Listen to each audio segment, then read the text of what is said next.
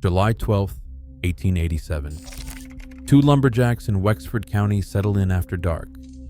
Something steps from the tree line, 7 feet tall, the body of a man, the head of a wolf. They wrote it all down. A diary entry should have been forgotten. Instead, it became the first in a century of chilling Dogman encounters.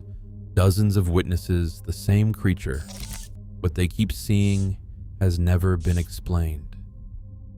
Jim McAllister's handwriting fills a yellowed diary page, the lines pressed deep by a trembling hand. July 12, 1887. He writes of a shape rising from the dusk, taller than any man, with ears sharp as a hound's and eyes that burn red in the last light.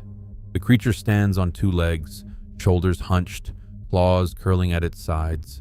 McAllister and his partner, Pete Dalton, freeze behind a felled pine, watching as the thing paces the edge of their camp.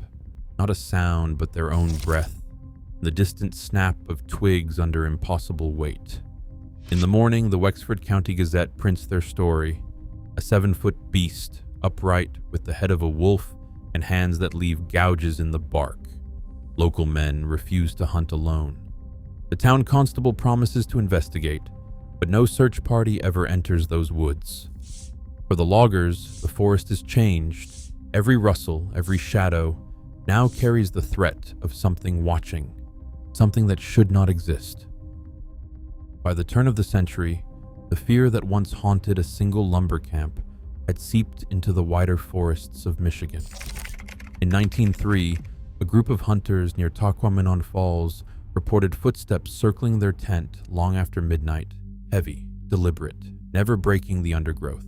No animal revealed itself, only the sense of something just beyond the firelight. 16 years later, in the autumn of 1919, a trapper near Houghton Lake described a guttural growl that froze him in place. He never saw the source, but the sound echoed between the pines, too deep for any wolf, too long for a bear. By 1925, woodsmen from the Upper Peninsula whispered of a tall, shadowy form glimpsed between trees, moving upright and silent, vanishing before dawn. These stories traveled from one camp to the next, anonymous voices warning newcomers to keep watch at dusk. Each account added a new detail, claws raking tree bark, eyes reflecting lantern light, a shape that seemed to know the paths through the forest better than any man. The legend no longer belonged to one clearing or one unlucky crew. Now, the whole North Woods carried its secret, and every isolated trail felt a little less safe. In the winter of 1934, a family huddled inside their small cabin near Luther, Michigan, listened as something powerful scratched and battered the walls for nearly 15 minutes. The claws raked across the wooden boards, each scrape higher than a man could reach. No animal in the region left marks like these. The father loaded his rifle, but no shot was fired. When the noise stopped, the only sign left behind were deep gouges and a lingering sense of dread. Nearly 4 decades later, in 1972, a mother in a remote cabin woke to see 2 eyes staring in from the darkness at 2 a.m., yellow, unblinking, set far too high off the ground. The glass fogged with each exhale as the creature peered inside. She would later tell a county deputy that she felt frozen, unable to move as the shape pressed a clawed hand against the window before vanishing into the trees. In 1998, a park ranger logged a report of a howl echoing through the Manistee Woods, low and human-like, rising to a scream that scattered deer and left trappers shaken. Each story brought the threat closer. Not just a shadow in the forest, but claws at the door, eyes at the window, and a howl that could break through even the thickest cabin walls.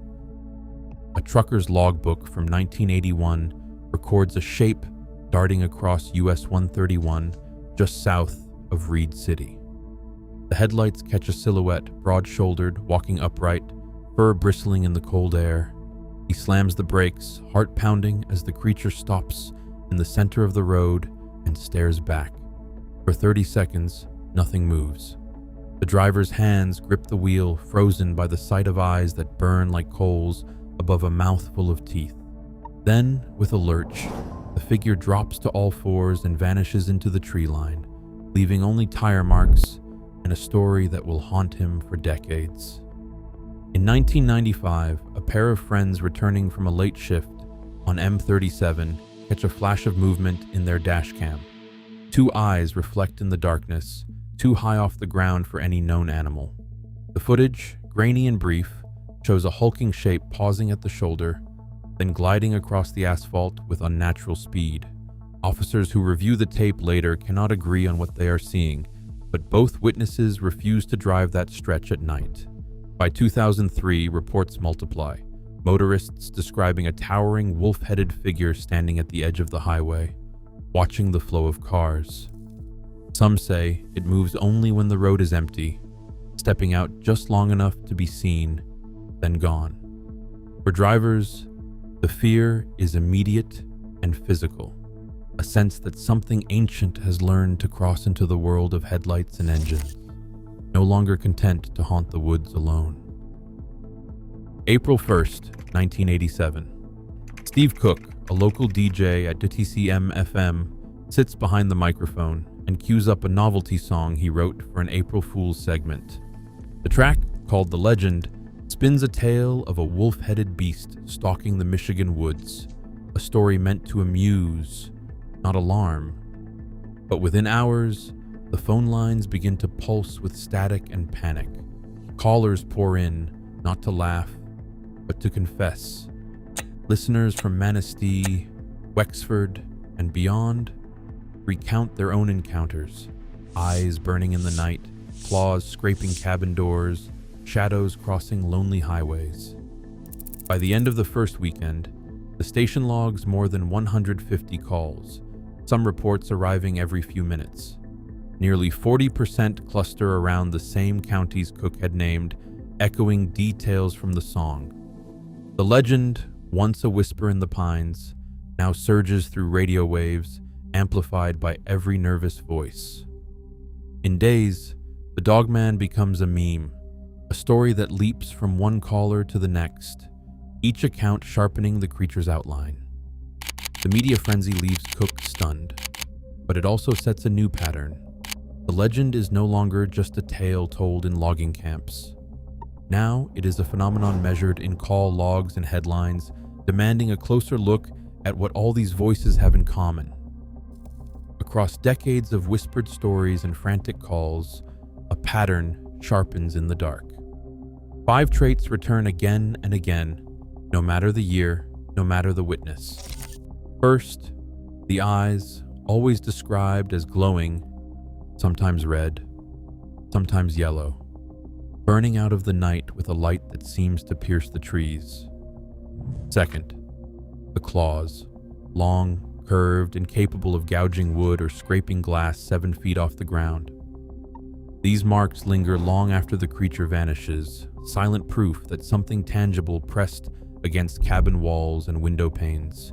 Third, the voice, a guttural growl, low enough to rattle floorboards, or a howl that rises and falls with a human edge, impossible to mistake for any known animal.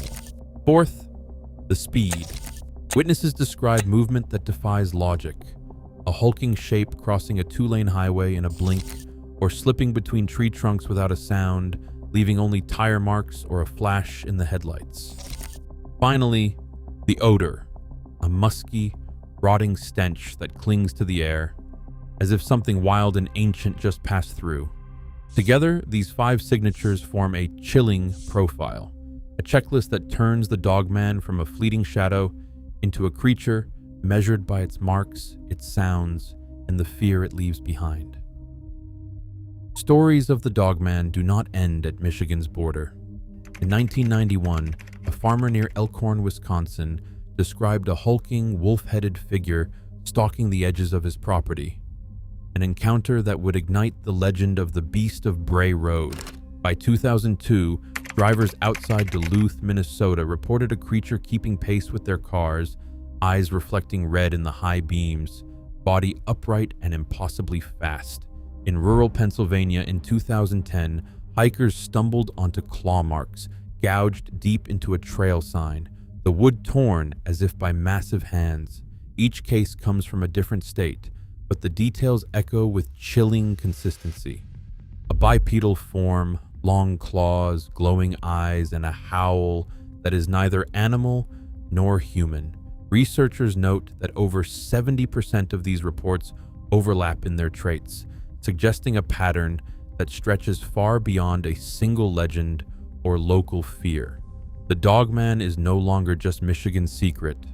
Its shadow has spread across the Midwest, carried in whispers and unfinished stories.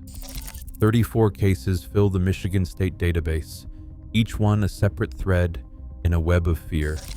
22% happened in the late summer, when the woods are thick and the air turns heavy.